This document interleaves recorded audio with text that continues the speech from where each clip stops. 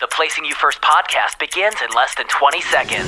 Visit crcgroup.com to subscribe, download our award-winning tools and intel articles that help you stay aware of emerging issues and trends, or get a snapshot of the insurance marketplace with our industry-leading Ready indexes. You'll find it all on crcgroup.com under Tools and Intel. Welcome back to the Placing You First podcast. I'm Amanda Knight, joined by Scott Gordon. And today we're discussing a critically important and sobering topic, the rise in sexual abuse and molestation claims, and what that can mean for schools, nonprofits, wellness organizations, and beyond. Yeah, that's right. And our guest today is Michelle Levine, Senior VP at CRC Group's San Francisco office, and a specialist in finding the right coverage for complex, high-risk accounts. This is the Placing You First podcast from CRC Group. This podcast features news and insights from a vast knowledge base of more than 5,500 associates who write more than $30 billion in premium annually. Plus, we give you the latest information on what's happening at CRC. This is the Placing You First podcast. And now the hosts of the podcast, Amanda Knight and Scott Gordon. Michelle, thank you for joining us today. Thank you both so much for having me. Michelle, you worked with me on the written article that corresponds with this podcast topic, and some of the statistics that we reviewed when we were putting that together were pretty eye-opening. For example, in 2023 alone, there was $651 million in sexual abuse and molestation claim settlements. Why are we seeing such a sharp increase? And if I'm remembering right, those settlements were all over $1 million. So why are we seeing such a sharp increase in both frequency and severity of these claims? That is an excellent question, Amanda. And to address that, we need to go back a little bit. And this is not something that we were seeing or even talking about 10 years ago. And it's getting so much more airtime as these situations are being reported more and more. And this is very closely correlated with the Me Too movement in 2017 with Weinstein, and also the Larry Nassar case drew a lot of attention to this as well. And we weren't seeing claims previously, and therefore we weren't seeing these settlements because it wasn't being reported, as the survivors and victims didn't generally feel like it was an environment that was hospitable or conducive or really a safe space in which they could come forward. And that's been one of the largest differences, that more survivors are coming forward. And there's been so much media attention and a lot of these things, that there are also more sympathetic juries and all of this, which is driving a lot of that. And it's also important to remember that it's not just these high profile cases that we think of. There are claims that are affecting the balance sheets of smaller companies all the time. And any company with a third party exposure should really be considering purchasing this coverage. And one last aspect of that that's contributing to it is they have changed the legislation and have expanded the timeline retroactively so that it's allowing more people to come forward, which is, again, contributing to both the frequency and severity that we're seeing represented in those statistics you mentioned. Now, historically, many clients assumed general liability would be enough. But why is this no longer the case? Is it just the fact that there are more claims and they cost more? These are excellent questions. Excellent points. It's a myriad of factors again on this, and GL policies do tend to have insufficient sublimits or outright exclusions at this point. And there used to be explicit coverage, or they were silent. And that's not to say that they aren't silent and they aren't still covering some of this, but with the increase in litigation and also the reputational damage that's being done with a lot of these cases, it's requiring a stronger risk strategy. And that's where many companies come in that can provide services like this and help with the training and the management when a situation like this arises. And this is still an evolving coverage. As we discussed, even 10 years ago, this wasn't nearly as relevant as it is today. And because of that, there's a considerable exposure for many classes of industry. And then with that, in the last few years, the GL carriers have been also cutting limits, non-renewing altogether, or carving out coverage, which is really where a wholesale partner can help, providing a standalone option. as a solution to that. So if I'm a retail agent and I'm thinking about, my list of clients, who is most at risk when it comes to these kinds of exposures and claims? I know we often think of schools, but this really, it seems to extend far beyond that, right? What other industries, what other areas do we tend to see some of these claims come out of? So the categories that you mentioned are really the most frequent and tend to be the most severe with schools, religious institutions. It's something close to 70% of claims are as a result of that. But that said, it isn't just those entities. It's really anybody who has a third party exposure. And with that, I would say that it can be gyms, it can be massage places, it can be really anywhere. And because of that, I would say that it's really important to encourage clients to feel comfortable talking about this, because it feels a little uncomfortable to talk about, right?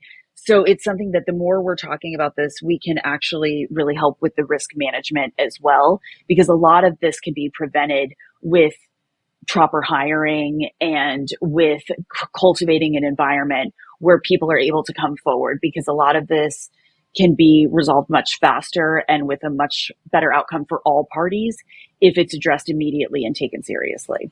And now, with that growing scope in mind and the difficulty of, discussing it, how should retail agents approach this topic with their clients? They should approach this from a risk management perspective. And the best advice that we can give them is to take the warning signs seriously and respond as quickly as possible, and enlist the help of experts as well, because you're paying for a service and you need that service, which is going to help with the media perception and also with managing this process. And I would say that be selling this to all of your clients, because it is a very costly outcome, and you want to be able to avoid that so that your business can keep doing the good work that you're intending for it to. So let's talk statutes then. Are there changes? You've mentioned that this is evolving. This is something that we didn't see a little over a decade ago. So what changes are happening that agents should be aware of? I know there have been some recent changes maybe out in California, maybe some other states. Can you give us kind of a quick primer on what's happening right now as far as changes around these kind of claims? To address your first comment, the California AB 2777 law was a law that was signed into effect by California Governor Newsom in September of 2022.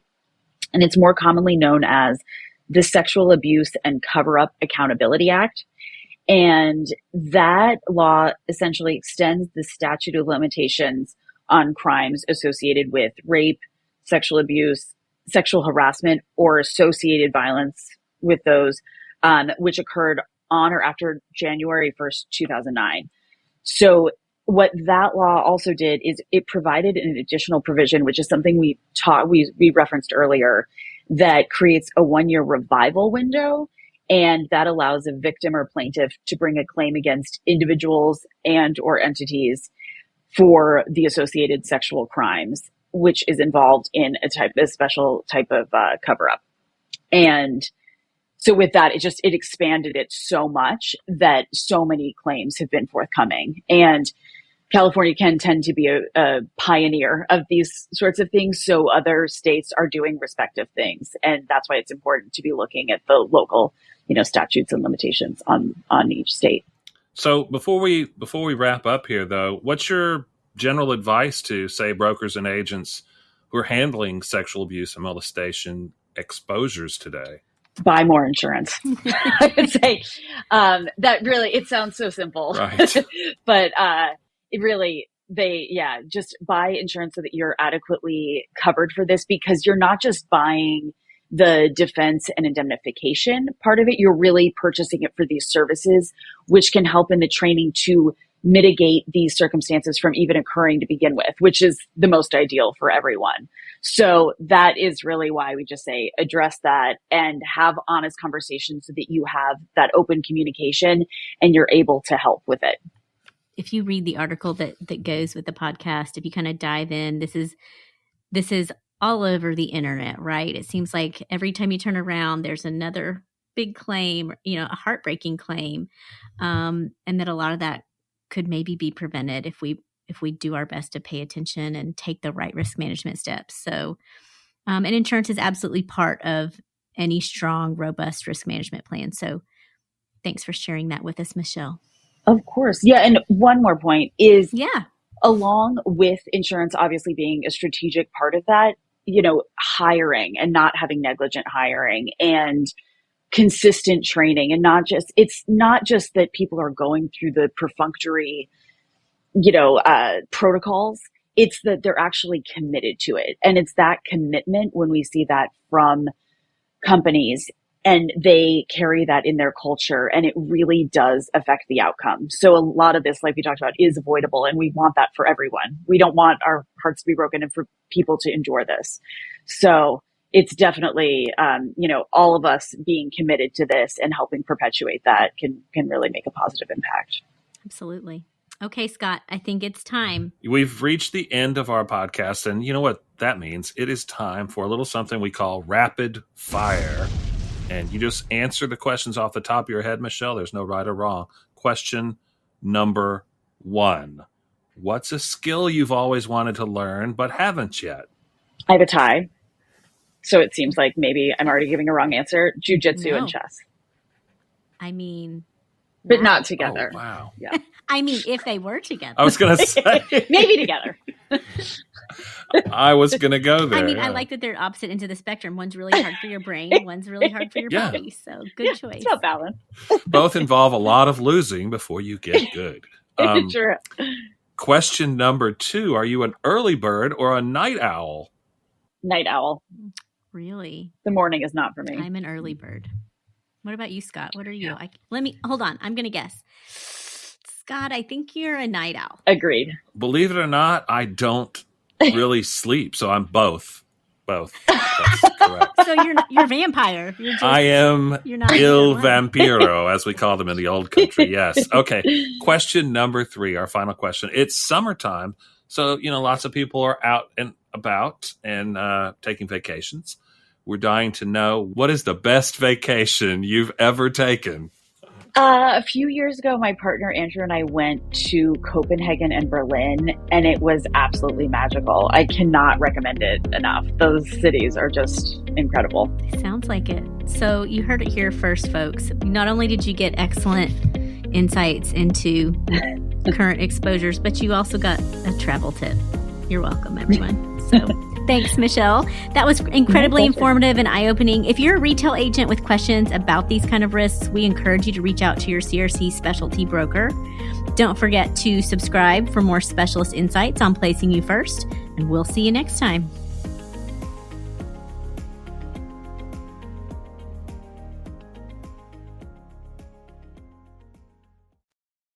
Are you ready to move faster and go further? Take your career to the next level. Join Team CRC to gain access to best-in-class tools, data, exclusive programs, and more. Send your resume to resumes@crcgroup.com and read testimonials from recent hires on LinkedIn. Search for CRC Group.